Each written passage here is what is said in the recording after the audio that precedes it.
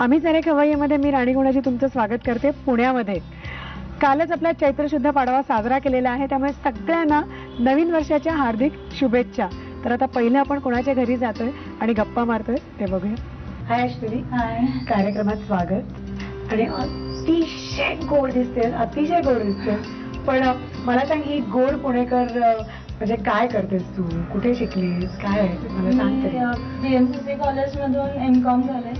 मग मी CA करत होते. CA फायनल राहिलंय माझं अजून. ते आता 2-3 वर्षांनी अटेम्प्ट देईन, इतक्यात नाही देणार आहे. का 2-3 वर्ष आता जिंकलंच की आता नवऱ्याला अजून किती म्हणजे. आणि सासरच्यानं पण जबरदस्त जिंकलेलं आहे. पण ती लाडाची लेक जी आहे ती इथे पाठवताना तुळपुळ्यांच्या घरामध्ये. बाळाचं नाव काय तुझं? माझं लेले.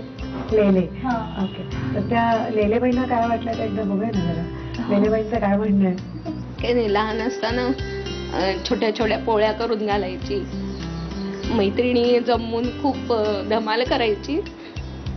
आणि त्या ह्याच्यामध्ये प्रत्येक मैत्रिणी बरोबर एक आत्ताचे आधुनिक पदार्थ की पावभाजी किंवा नूडल्स वगैरे करणं किंवा चायनीज भात करणं हे तिला खूप आवडायचं करायला. आणि त्याच्या तयारी सकट ती सगळं करायची. मला खूपच बरं वाटते, कारण तिला जे मी काही शिकवलं, एक तर तिला संसाराची आवड खूप आहे. आमची छोटी फॅमिली आहे, पण ती सासरी जिथे गेली आहे तर तिथे खूप राबता आहे आणि तिथे ती खूपच ऍडजस्ट झाली आहे. याचा मला खूपच अभिमान आहे. आणि आई, आता तुम्ही अजिबात काळजी करू नका. तुमची लेक तुम्हाला कळलेलं आहे की सुखात आहे, लाडात आहे, काहीच प्रॉब्लेम नाहीये. पण हे आईचं मन असंच असतं. खूप लकी आहेस तू. लहानपणे अशीच राहा. आणि आता गुढीपाडवा सुद्धा कालच झालेला आहे, त्यामुळे आमच्या झी मराठीकडनं, आमच्या तमाम प्रेक्षकांकडनं, सगळ्यांकडनं तुला हॅपी न्यू इयर. चैत्र पाडव्याच्या तुला हार्दिक शुभेच्छा. आणि आता मूळ आपल्या कार्यक्रमाकडे वळूया. पहिला पदार्थ काय करूया, सुरुवात कशाने करूया? सुरुवात आपण उकडीच्या पोळ्यांनी करूया.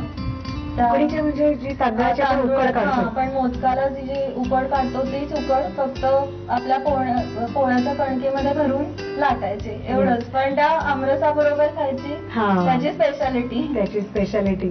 तर साधी आपली जी नेहमीची आपण उकड करतो तांदळाच्या पिठाची, तशीच उकड करून घेतलेली आहे. पण बाकीचं पण काय काय साहित्य आहे ते नीट बघूया. मोदकासाठी लागते तशी उकड, कणकेचा गोळा, तांदूळाची पिठी आणि तूप. साहित्य झालं बघून. आणि आता आपण या पोळ्या कशा करायच्या त्या बघू. खरंच सोप्या आहेत आणि चविष्ट पण खूप मस्त लागतात. जनरली या आमरसा बरोबर आपण आमरसा बरोबरच विशेष छान लागतात. आता सीझन सुरू होणार आहे, सगळ्यांच्या आवडीचा आंब्याचा सीझन. आणि त्याच्याबरोबर नक्की ह्या पोळ्या करा, खूप चविष्ट लागतात. त्या आपण पराठ्याला करतो तसंच करायचं, उंडा करून गोल खोलगट.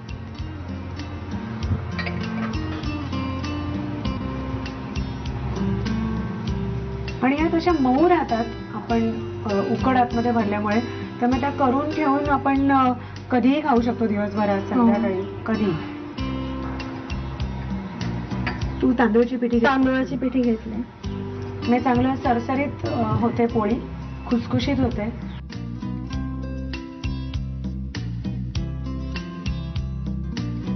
झाली ना, मस्त लाटून तयार झाली. आता तू ते भाजताना पण तूप घालणार? नाही, नुसती भाजणार आणि मग भाजल्यावर तूप लावायचं, मग तूप घालायचं. ठीक आहे. मग आता पोळी भाजायची तयारी. उकडीच्या पोळ्या तर त्या आता तव्यावरती चाललेत भाजायला. आणि आता आपल्याला खरं तर वर्षभर आमरस मिळतो. म्हणजे असं नाही की तुम्हाला एप्रिल मेचीच वाट बघायची आहे या पोळ्या करण्यासाठी, जर आमरसाबरोबर खायच्या असल्या तर. पण एरवी सुद्धा तुम्ही त्या बनवून खाऊ शकता. दोन्ही बाजूने आता मी खुसखुशीत करून घेणार आणि अश्विनी मला तिचं वर्ण तूप लावणार त्याला, की ती ठेवता येईल अशा पोळ्यांची तळत करता येईल. तर हळूहळू त्याची पटापट संपतात. आमरसा बरोबर एकदम पटापट लागतात अगं, फास्ट त्या संपतात.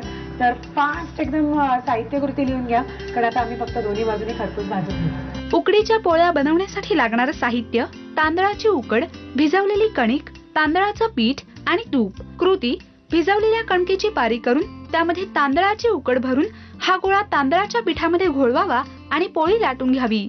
उकडीची पोळी तव्यावर खरपूस भाजून घ्यावी, त्यावर तूप सोडावं आणि आमरसाबरोबर उकडीच्या पोळ्या सर्व्ह कराव्यात.